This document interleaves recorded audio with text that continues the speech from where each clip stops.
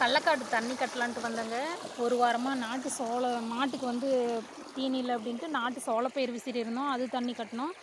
தக்காளி காடு தண்ணி கட்டினங்க. அதெல்லாம் தண்ணி கட்டவும் கடலக்காடு திருப்ப முடியல. 2 வாரம் ஆயிடுச்சு. ஒரு 10 நாளைக்கு ஒருக்கவாவது ஒரு தண்ணி கட்டணும். ஒரு 3 நாள் ஆயிடுச்சுங்க. சேர்த்தி ஆயிடுச்சு. சரி இன்றைக்கி தண்ணி திருப்பலான்ட்டு வந்தேங்க.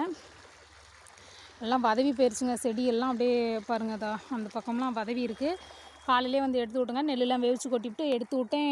2 பாத்தி பாஞ்சு, இது 3வது பாத்தி பாஞ்சிகிட்டு இருக்குதுங்க. கடவுள் புண்ணியத்தில் மழை வந்துச்சுன்னா பரவாயில்லைங்க. மழை வந்தால் தான் விவசாயிங்களுக்கு எவ்வளோ பரவாயில்ல. ஏன்னா இப்படிலாம் காஞ்சிதுன்னா விவசாயமே பண்ண முடியாது. இப்படியே காஞ்சிக்கிட்டு இருந்துச்சு அப்படின்னா தண்ணி இல்லாத போயிடும். அப்புறம் எங்கேருந்து விவசாயம்லாம் பண்ணுறது? அங்கே தண்ணி இருக்கும்ட்டு எல்லாம் கொஞ்சம் பெரிய பெரிய பாத்தியாக போட்டுவிட்டோம். சரி, தண்ணி இவ்வளோ வடியும்னு தெரியலங்க. என்ன பண்ணுறதுன்னு தெரியல ஒன்றுமே.